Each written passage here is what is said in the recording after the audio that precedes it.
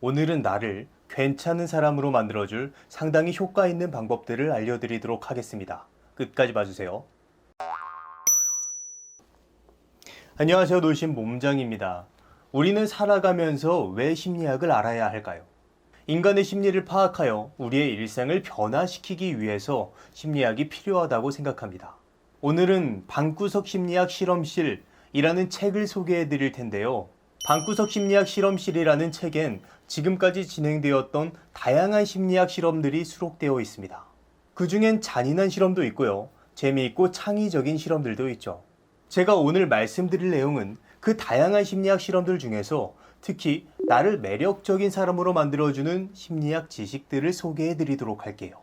우리 주변엔 사소한 변화라도 상대에게 상당히 강력한 영향을 미치는 것들이 많습니다. 그 중에 하나가 바로 프로필 사진이죠. 여기에 아주 흥미로운 실험이 하나 있습니다. 우리의 프로필 사진을 어떻게 찍어야 이성에게 매력적인 사람으로 보일 수 있을까요? 요즘은 우리의 모습을 사진으로 보여줘야 하는 경우가 많습니다. 카카오톡 프로필 사진부터 인스타그램까지 자신을 표현하는 경우가 많죠. 이때의 이미지는 여러분을 어떤 분위기로 표현하는지에 따라서 프로필을 보는 사람들에게 영향을 주게 됩니다. 그렇다면 이성의 매력을 자극하는 프로필 사진은 어떤 프로필 사진일까요? 먼저 남자의 경우를 알아봅시다. 제가 문제를 내볼 테니까 한번 맞춰보세요.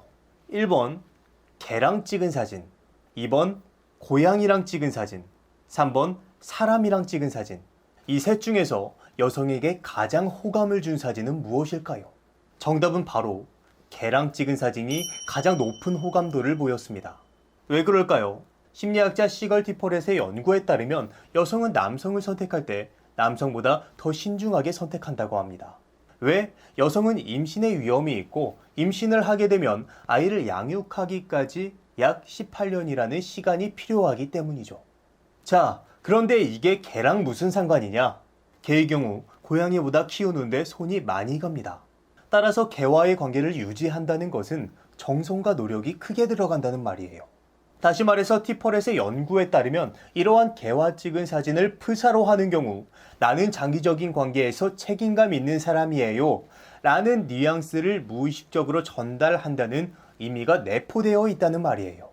물론 그 사람이 강아지를 키우고 안 키우고는 사실 중요하지 않습니다. 그저 프로필 사진이면 돼요. 따라서 개랑 찍은 프로필 사진만으로도 호감도가 달라질 수 있다는 겁니다. 다만 여성의 경우 개와 찍든 고양이와 찍든 매력도에는 큰 변화가 없었다고 하네요. 자, 그렇다면 이제 여성이 프로필 사진으로 남성에게 매력적으로 보이는 방법은 무엇일까요? 바로 프로필 사진에 특정한 색깔을 넣는 거예요. 이번에도 제가 문제를 내볼게요. 다음 중 남성이 매력적으로 느끼는 사진은 1번 빨간 상의를 입고 찍은 사진, 2번 파란 상의를 입고 찍은 사진, 3번 노란색 상의를 입고 찍은 사진. 정답은 무엇일까요?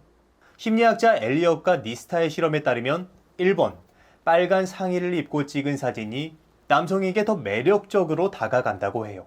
왜 그럴까요? 빨간색은 무엇을 상징하죠? 붉은색은 고대에서부터 현대까지 생식력, 즉 성적인 의미를 나타냅니다.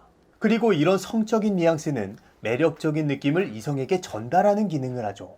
그래서 만약 여러분이 마음에 드는 이성과 데이트를 한다면 빨간색 포인트를 주는 것이 효과적일 수 있는 거예요. 물론 프로필 사진에도 그렇고요. 다만 재미있게도 남성이 빨간색 옷을 입는 것은 그다지 효과적이지 않다고 하니까 남성분들은 참고해 주세요. 자, 지금까지 기본적으로 나의 매력에 플러스 알파를 해줄 요소들을 살펴봤습니다. 그렇다면 조금 더 근원적인 나의 변화로 인해서 나 자신의 매력을 업그레이드할 수 있게 도와주는 심리 실험들은 어떤 게 있을까요? 지금부터 제가 알려드리도록 할게요. 그 전에 제가 질문 하나 드려볼게요. 혹시 여러분들 이런 생각 해보신 적 있나요? 난 제대로 하는 일이 하나도 없어. 나는 게으름뱅이야. 내가 그렇지 뭐. 이런 류의 생각. 저도 이 중에서 나는 게으름뱅이야 라는 생각을 하루에도 24번씩 하곤 하는데요. 이럴 때 이런 부정적인 생각은 사실 쉽게 사라지지 않습니다.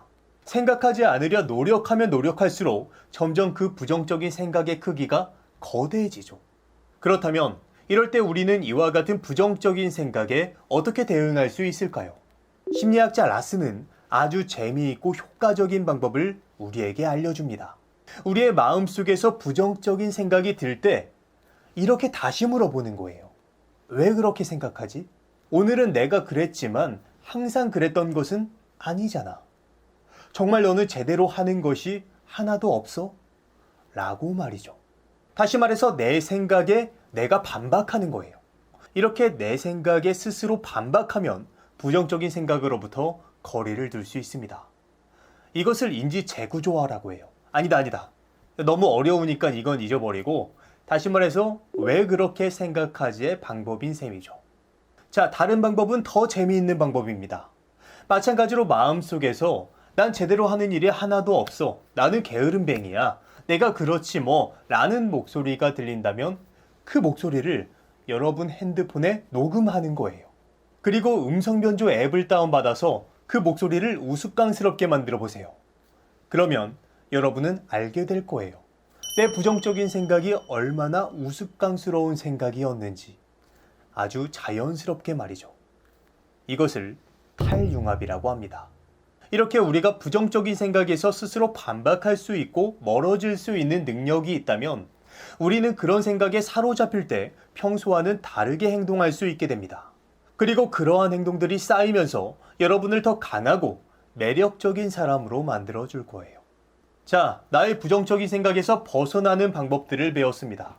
그렇다면 인간관계에서 타인과 잘 지내기 위해서 필요한 것은 무엇일까요?